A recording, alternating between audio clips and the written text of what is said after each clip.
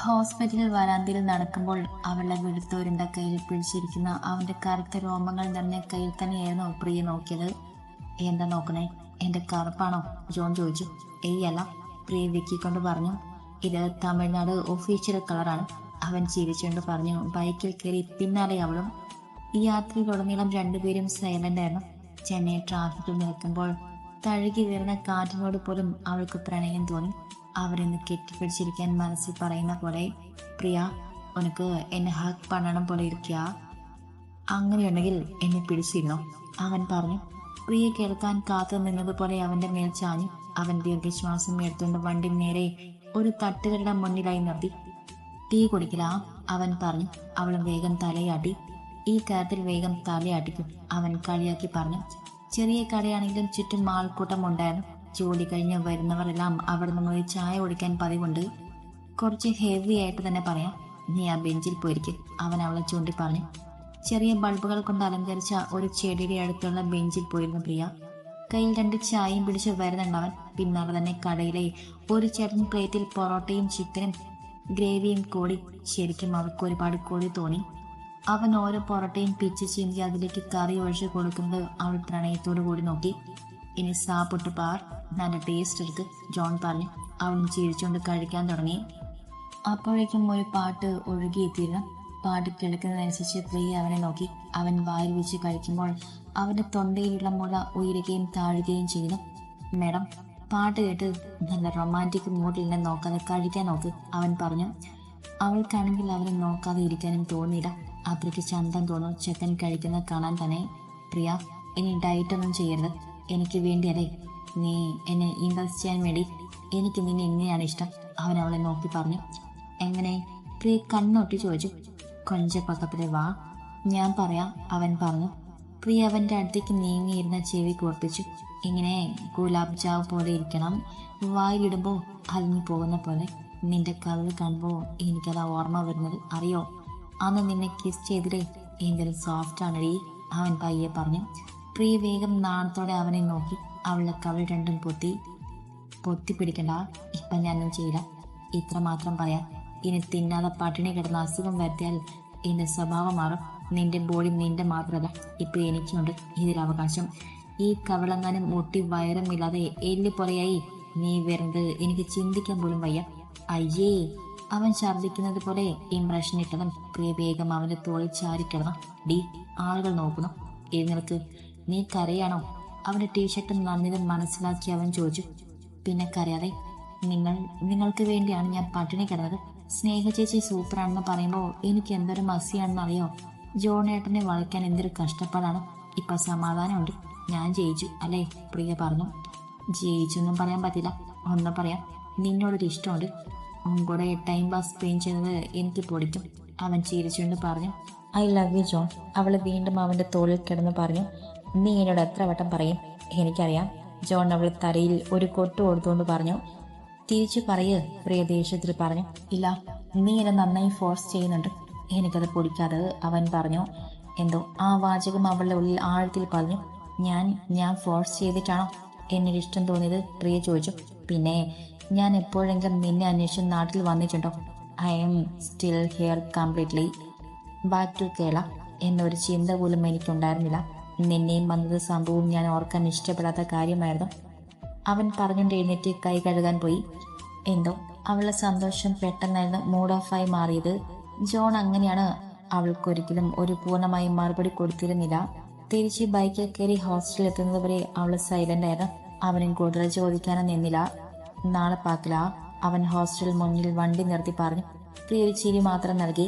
ഇതെല്ലാം മുകളിൽ നിന്നും അവിടെ ഹോസ്റ്റലിൽ താമസിക്കുന്ന സ്നേഹ കാണുന്നുണ്ടായിരുന്നു.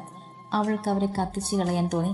പിറ്റേ ദിവസം കോളേജിൽ എല്ലാവരും കബഡി ഫെസ്റ്റ് നടക്കുന്ന തിരക്കിലാണ്. സ്പോർട്സ് ഡേ കഴിഞ്ഞാൽ ഉടനെ ടൂർണമെന്റാണ്. ക്ലാസ്സുകൾ അധികമില്ല, എല്ലാം ഇതിന്റെ പേരിൽ മുങ്ങിപ്പോയ അവസ്ഥയാണ്. ഗ്രൗണ്ടിൽ റിയ, രഘു, പ്രിയ ഒരുമിച്ചിരിക്കുകയാണ്. പെട്ടെന്നാണ് അവിടെ അടുത്തേക്ക് സ്നേഹ വന്നത്. വളരെ വിനയത്തോടെ പുഞ്ചിരിച്ചുകൊണ്ട് സ്നേഹ അവിടെ അടുത്തേക്ക് നടന്നു. പ്രിയ, ഒന്ന് എൻ്റെ കൂടെ പഴയ ഹാളിലേക്ക് വരുമോ? പേടിക്കണ്ട, പ്രിയയോട് കുറച്ച് പേഴ്സണലായി സംസാരിക്കാനാണ്, അല്ലാതെ പ്രശ്നമൊന്നും ഉണ്ടാക്കില്ല, ചിരിച്ചുകൊണ്ട് സ്നേഹ പറഞ്ഞപ്പോഴും പ്രിയയും രഘുവരനും പരസ്പരം ഞെട്ടലോടെ നോക്കി. രഘു സംശയത്തോടെ അവളെ നോക്കിയെങ്കിലും അപ്പോഴേക്കും പ്രിയ ചിരിച്ചുകൊണ്ട് അവിടെ പിന്നാലെ നടന്നു. എന്നമ്മോ തപ്പ ഫീൽ പണ്ട, രഘു പ്രിയയുടെ അടുത്ത് പറഞ്ഞു. ഹാളിലെത്തിയതും അവിടെ ചുറ്റും സീനിയർ പെൺകുട്ടികളുണ്ടായിരുന്നു. എല്ലാം സ്നേഹയുടെ കൂട്ടുകാരാണെന്ന് ഒറ്റ നിമിഷം കൊണ്ട് തന്നെ പ്രിയയ്ക്ക് മനസ്സിലായി. പ്രിയ നടുവിലായി നിർത്തി എല്ലാവരും അവളെ ചുറ്റും വട്ടം നടന്നു. ഒരു നിമിഷം ഒന്നും മനസ്സിലാവാതെ നോക്കി നിന്നു അവൾ. കേരളത്തിൽ നിന്ന് കുറ്റിയും പറിച്ച് ചെന്നൈയിലേക്ക് വന്നത് എന്റെ ജോണിനെ തട്ടിയെടുക്കാനാണ് അല്ലേ? സ്നേഹ ദേഷ്യത്തോടെ ചോദിച്ചു. ചേച്ചി എന്താ ഇങ്ങനെ? പറഞ്ഞു തീരും മുൻപ് അവളെ കർണക്കുറ്റി നോക്കി സ്നേഹ കൊടുത്തിരുന്നു. മുഖം പറിച്ചെടുക്കുന്ന വേദന. പ്രിയ കരഞ്ഞുകൊണ്ട് അവളെ നോക്കി. എന്ത് യോഗ്യതയുണ്ട് നിനക്ക്? സൗന്ദര്യമുണ്ടോ? പണമുണ്ടോ? എന്നെക്കാൾ എന്ത് യോഗ്യതയടി നീ കാണുന്നത്? നിന്റെ പഴയ അയൽവാസി ബന്ധവും പറഞ്ഞ് അവനെ കറക്കിയെടുക്കാമെന്ന് വിചാരിച്ചാൽ എന്റെ സ്വഭാവം നീ അറിയും, അവൾ പറഞ്ഞു. പ്രിയ വേദനിച്ചെന്ന് നിന്ന് കരയാൻ തുടങ്ങി. കരഞ്ഞിട്ടൊന്നും കാര്യമില്ല കുട്ടി. ഈ സ്നേഹ അവനെ നോക്കാൻ തുടങ്ങിയിട്ട് കുറച്ചു കാലമായി. ജോണിന്റെ ഉള്ളിൽ എന്നെപ്പോലുള്ള ഒരു പെൺകുട്ടി തന്നെയാണ്. തമാശയ്ക്ക് നിന്നോട് പല സ്നേഹം കാണിച്ചിട്ടുണ്ടെങ്കിൽ അതങ്ങ് മറന്നേക്കും. ഇനി ഒരിക്കലും അങ്ങനെ ഒരു ചിന്ത നിന്റെ മനസ്സിൽ വരാതിരിക്കാൻ വേണ്ടി ഒരു സമ്മാനം തരാം ചേച്ചി, സ്നേഹ കുശാഗ്ര ബുദ്ധിയോടെ പറഞ്ഞു. അപ്പോഴേക്കും അവളുടെ കൂട്ടുകാരികൾ ഒരാൾ പ്രിയയുടെ നേരെ ബോൾ എടുത്തെറിഞ്ഞു. പെട്ടെന്ന് തലയിൽ ബോൾ വീഴുന്നതും അവളെ നെറ്റിൽ നിന്നും ചോര പൊടിഞ്ഞു. എന്നൊന്നും ചെയ്യല്ല ചേച്ചി, എനിക്കിഷ്ടമാണ് ജോണേട്ടനെ. ഇന്നലെ തുടങ്ങിയതല്ല, ചെറുപ്പത്തിലെ ഇഷ്ടമാണ്. എന്നോട് മറക്കാൻ പറയില്ലേ, കരഞ്ഞുകൊണ്ട് പ്രിയ പറഞ്ഞു. ഇത്രയും പറഞ്ഞത് നിനക്ക് മനസ്സിലാവുന്നില്ലല്ലേടി? എന്താ നിനക്ക് മനസ്സിലാക്കി തരാം. ദേഷ്യത്തിലെ സ്നേഹ അവിടെയുള്ള ഹോക്കി സ്റ്റിക്ക് എടുത്ത് അവളെ കാലിലേക്ക് അടിച്ചു. കൂട്ടത്തിൽ മറ്റുള്ളവരും കൂടി അവളെ തള്ളാനും അവളെ ചുരിദാർ പിടിച്ച് കയറാൻ തുടങ്ങി. പ്രിയ ആദ്യത്തെ അനുഭവമായിരുന്നു. ഇതുപോലൊരു മാനസികമായ ടോർച്ചർ ഒരിക്കലും പ്രതീക്ഷിച്ചിരുന്നില്ല. ജോണേട്ടാ, വേദനിച്ചുകൊണ്ട് നിലത്ത് കിടന്നുള്ള ഉറക്കെ വിളിച്ചു. നെറ്റിയിരുന്ന മൂക്കിൽ നിന്നും ചോര വരാൻ തുടങ്ങി. ജോൺ എന്ന ഭ്രാന്ത സ്നേഹം മറ്റൊരു ലോകത്തെത്തിച്ചിരുന്നു. ഏട്ടയെന്ന് അവൾ വിളിക്കുന്നത് കേട്ടതും കൂടുതൽ ഭ്രാന്തമായി അവൾ പ്രിയെ ശാരീരികമായി ഉപദ്രവിച്ചുകൊണ്ടിരുന്നു. മതി സ്നേഹ, ഇനിയും അവളെ ചെയ്താൽ കോളേജിൽ നിന്ന് തന്നെ പുറത്താകും. അവളുടെ കൂട്ടുകാരികൾ അവളെ പിടിച്ചു മാറ്റിയപ്പോഴാണ് സ്നേഹം നിർത്തിയത്. ഇനി എൻ്റെ ജോണിന്റെ പുറകെ വന്നാൽ അവൾ നേരെ കൈ ഉയർത്തിക്കൊണ്ട് സ്നേഹം നടന്നു നീങ്ങി. സ്നേഹ പ്രിയെ പഴയ ഹാളിലേക്ക് കൊണ്ടുപോയ കാര്യം വേഗം തന്നെ രഘു തൻ്റെ ഏട്ടനായ റിച്ചാർഡിനോട് പറഞ്ഞിരുന്നു. ഒരുപാട് സമയമായിട്ടും അവളെ കാണാത്തത് കൊണ്ട് അവർക്ക് രണ്ടുപേർക്കും ഒരുപോലെ ടെൻഷൻ തോന്നി. രണ്ടും കൽപ്പിച്ച് അങ്ങോട്ടേക്ക് വാതിൽ ചവിട്ടിച്ചെന്നത് അവർ കാണുന്നത് ബോധം മറ്റു വസ്ത്രങ്ങൾ കീറി ചോരയിൽ കിടക്കുന്ന പ്രിയ. പ്രിയ, രഘു ഉറക്കം നിലവിളിച്ചുകൊണ്ട് ചെന്നു. റിച്ചാർഡ് ഞെട്ടിപ്പോയിരുന്നു. ഇങ്ങനൊരു പ്രവൃത്തി സ്നേഹയുടെ ഭാഗത്തു നിന്നും പ്രതീക്ഷിച്ചില്ല. തന്റെ കാമുക്ക് മാനസികമായി ടോർച്ചർ ചെയ്ത് കൊന്നവളാണ് അവൾ. ഇപ്പം ഇത് ശാരീരികമായും വേറൊരു പെൺകുട്ടി. ദേഷ്യത്തിൽ അവൻ മുഷ്ടി ചുരുട്ടി. രഘു വേഗം പ്രിയെ പൊക്കിയെടുത്ത് പിന്നാലെ റിച്ചാർഡ് വരാന്തയിലൂടെ ഓടി. കോളേജിലെ കുട്ടികൾ എല്ലാവരും ഞെട്ടലോടെ കാഴ്ച കണ്ടു. ഏതൊരാപത്ത് നടന്നിരിക്കുന്നു എന്നെല്ലാവർക്കും മനസ്സിലായി. കുട്ടികളും ടീച്ചേഴ്സും അവിടെ പിന്നാലെ ഓടി. ഗ്രൗണ്ടിൽ നിന്നും കബഡി പ്രാക്ടീസ് കഴിഞ്ഞ് വരുന്ന ജോൺ കാണുന്ന കാഴ്ച രഘുവിന്റെ കയ്യിൽ ബോധമില്ലാതെ കിടക്കുന്ന പ്രിയയാണ്. ഹൃദയം ഒരു നിമിഷം മിടിക്കാൻ മറന്നുപോയി. എന്താണ് നടന്നതെന്ന് മനസ്സിലായില്ല. അവളെ വാനിന്റെ ഉള്ളിലേക്ക് രഘു കയറ്റുമ്പോൾ ദേഷ്യത്തോടെ രഘു ജോണിനെ നോക്കിയിരുന്നു. ആ നോട്ടം മതിയായിരുന്നു ജോൺ കത്തിച്ചാമ്പലായി പോയ പോലെ തോന്നാൻ. എന്നാച്ചറാം, അവന്റെ പുറകിലായി നിന്നോട് ചോദിച്ചു. തെരിയില്ലടാ, ഏതോ നടന്നിച്ച് എന്നോട് പ്രിയ, അവൾക്ക് എന്നാമോ Achu.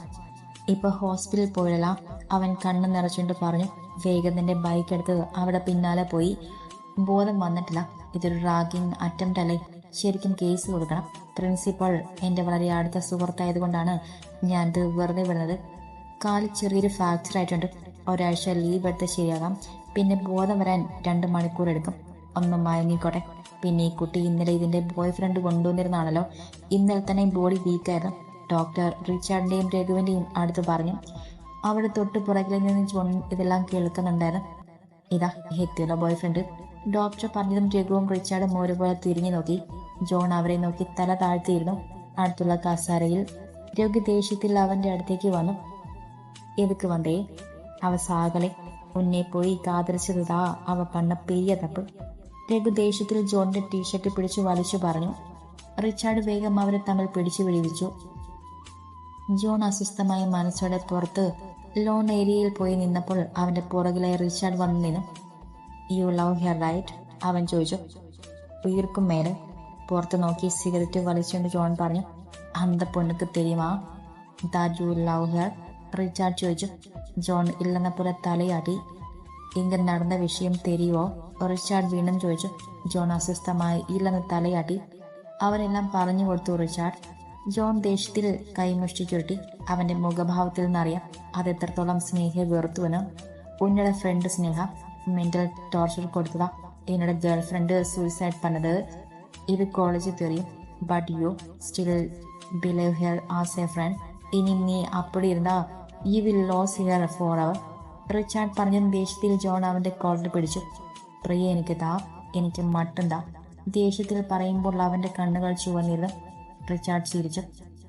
My brother has a crush on her, തെറിയുമോ? ചെറിയ പുഞ്ചിരിയോടെ അവൻ ചോദിച്ചു. She's mine, only mine.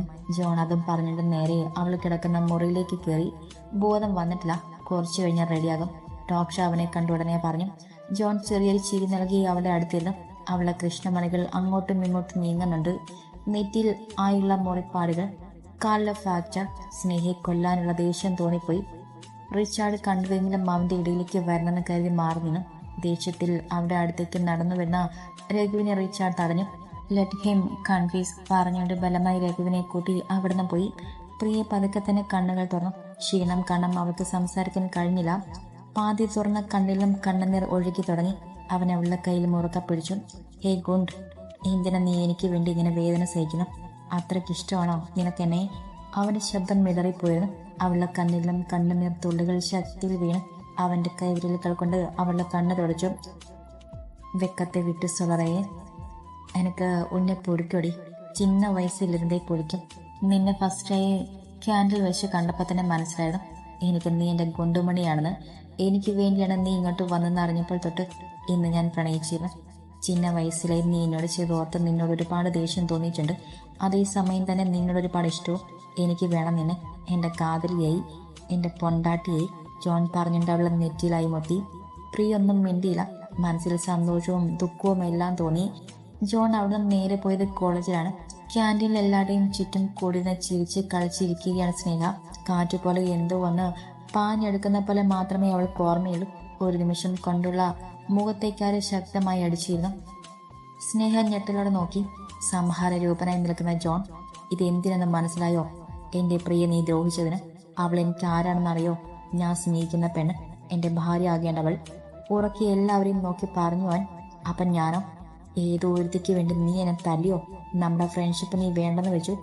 ദേഷ്യത്തിൽ സ്നേഹാലറി അവളുടെ കഴുത്തിൽ പിടിച്ച് ഞെരിച്ചു അവൻ. റാമും വെൻട്രിയും വേഗം അവനെ പിടിച്ചു മാറ്റി. നിന്റെ ഉള്ളിലുള്ളത് സൗഹൃദമായിരുന്നോ സ്നേഹ? നിന്റെ പണം കൊണ്ട് ചിലപ്പം മറ്റു ചെക്കന്മാരെ നിനക്ക് വാങ്ങിക്കാൻ കഴിയും, പക്ഷെ എന്നെ കിട്ടില്ല. നിന്റെ സൗഹൃദം പോലും അഭിനയമായിരുന്നു. എനിക്കിപ്പം മനസ്സിലായി. എന്നെ കിട്ടാൻ വേണ്ടി നീ കാട്ടിൽ അഭിനയം. അന്ന് നീ കാണാൻ ജീവൻ പോയൊരു പെൺകുട്ടി ഞാൻ കണ്ടിരുന്ന് നടിച്ചു. നിന്റെ കപടതയെ വിശ്വസിച്ചു. ഇപ്പൊ എനിക്ക് മനസ്സിലാകുന്നുണ്ട്, നീ തന്നെയാണ് അവളെ കൊന്നത്. അതുപോലെ എൻ്റെ പ്രിയയുടെ നേരെ വന്നാൽ ഈ കോളേജിൽ ഒന്നല്ലെങ്കിൽ നീ അല്ലെങ്കിൽ ഞാൻ. പെണ്ണായതുകൊണ്ടാണ് നിന്നെ ഞാൻ വെറുതെ വിട്ടത്. ദേഷ്യത്തിൽ ജോൺ പ്രിൻസിപ്പളിന്റെ റൂമിലേക്ക് നടന്നു പോകുന്നതും കണ്ടും തൻ്റെ കയ്യിൽ നിന്നെല്ലാം നഷ്ടപ്പെട്ടെന്ന് സ്നേഹിക്ക് മനസ്സിലായി. ജോൺ എന്തായാലും തൻ്റെ കൂടെ നിൽക്കില്ല. ഇതിനു മുൻപ് നടന്ന സൂയിസൈഡ് കേസും റാഗിങ്ങും എല്ലാം തന്നെ തറയിലാകും. തൻ്റെ വിദ്യാഭ്യാസം ഇതോടെ അവസാനിക്കും. ഈ കോളേജിൽ തൻ്റെ അവസാന വർഷമാണ്. ഇനിയൊരു ബ്ലാക്ക് മാർക്ക് കൂടി ആയാൽ തൻ്റെ ഭാവി പോകും. സ്നേഹവേഗം അവൻ്റെ കാൽ ചൂട്ടിൽ വീണു. ക്ഷമിക്ക്, സോറി. നിന്നോടുള്ള ഇഷ്ടം കൊണ്ടാണ്. സ്നേഹ പറഞ്ഞു. ഐ എം സോറി സ്നേഹ. ഇനിയും നിന്നോട് ക്ഷമിച്ചാൽ സത്യം പറഞ്ഞിട്ടും ഞാനൊരു തെറ്റ് ചെയ്യുന്ന പോലെ ആകും. ജോൺ പറഞ്ഞു. പിന്നെ എല്ലാം പെട്ടെന്നായിരുന്നു. സ്നേഹയുടെ പേരിലുള്ള എല്ലാ റാഗിങ്, ബ്ലാക്ക് മെയിൽ കേസുകളും സൂയിസൈഡ് കേസ് എല്ലാം തന്നെ ജോൺ കുത്തിപ്പൊക്കിയെടുത്തു. അവൻ്റെ കൂടെ സാക്ഷിയായി റിച്ചാർഡ് അപ്പോൾ തന്നെ വന്നിരുന്നു. എന്തോ നേടിയെടുത്ത വാശിയായിരുന്നു റിച്ചാർഡിന്റെ മുഖത്ത്. കോളേജ് ചെയർമാനായ ടോപ്പറായ അത്യാവശ്യം നല്ല പൊളിറ്റിക്കൽ ബാക്ക്ഗ്രൗണ്ടുള്ള ജോണിനെ എതിർക്കാൻ മദ്രാസ് കോളേജിൽ എളുപ്പമായിരുന്നില്ല. പണത്തിന്റെ അഹങ്കാരം കാണിച്ചിരുന്ന സ്നേഹ ഒറ്റ നിമിഷം കൊണ്ട് ഡിസ്മിസ് ചെയ്തിരുന്നു. ബാക്കിയുള്ള സ്നേഹ അവരെ നോക്കി. ജോണിന്റെ മുഖത്ത് ഇപ്പോഴും ദേഷ്യമാണ്. റിച്ചാർഡ് മുഖത്തൊരു പുച്ഛഭാവവും. വെഡ്രിയും റാമും ഇപ്പോഴും ആകെ വിശ്വസിക്കാൻ പറ്റാത്ത അവസ്ഥയിലാണ്. പക്ഷെ ഇപ്പോൾ കോളേജ് മുഴുവനും ആ കാര്യം അറിഞ്ഞിരിക്കുന്നു. ജൂനിയർ മലയാളി പെണ്ണ് പ്രിയ ചെയർമാൻ ജോണിന്റെ പെണ്ണാണ്. ദിവസങ്ങൾ വേണ്ടി വന്നു പ്രിയ നോക്കി അവൻ. നാട്ടിൽ നിന്നും അവളെ നോക്കാൻ വേണ്ടി ഒരാഴ്ചത്തേക്ക് അവളുടെ അമ്മ വന്നിരുന്നു എന്ന് ജോൺ അറിഞ്ഞു. അവളുടെ ഫോണിലേക്ക് വിളിച്ചാൽ എപ്പോഴും സ്വിച്ച് ഓഫ് ആണ്. അവനാക്കി പോർതിക്കേട് തുടങ്ങി. വിളിച്ചാൽ ഫോൺ എടുക്കില്ല. കാണാനും കൊതിയാവുന്നു. അവളുടെ കൂട്ടുകാരെ രഘുവും പ്രിയയും തന്നെ മുഖത്ത് പോലും നോക്കുന്നില്ല. കബഡി പ്രാക്ടീസ് നടത്തുന്നുണ്ടെങ്കിലും പഴയതുപോലെ റിച്ചാർഡ് എതിരായി കാണുന്നില്ല. ഒരു ഫ്രണ്ട്ലി മാച്ചായി മാറി. മനസ്സിൽ ഇപ്പോൾ പ്രിയാണ്. അവളെ കാണും, അവളെ ചുംബനങ്ങൾ കൊണ്ട് മൂടണം. ജോൺ ഒരാഴ്ച എങ്ങനെയോ തള്ളി നീക്കി. അവന്റെ മാറ്റങ്ങൾ മനസ്സിലായത് കൊണ്ടാവണം വൈകുന്നേരം അമ്മയുടെ മടിയിൽ കിടക്കുമ്പോൾ മരിയ അവന്റെ തലയിൽ തലോടി ചോദിച്ചു, അവളെ കാതിരിക്കുകയാ? I miss her mom. എന്നല്ലതാ ഇവിടെ പ്രശ്നാച്ച്, ജോൺ പറഞ്ഞു. അവന്റെ മിഴികൾ നിറഞ്ഞുപോയി. അവകിட்ட சொல்லு, നീ ലവ് പண்ற വിഷയം അമ്മ പറഞ്ഞു. சொல்லണം, ഇനി ലേറ്റ് ആവക്കൂടാതെ, ജോൺ ഉറപ്പിച്ചുകൊണ്ട് പറഞ്ഞു.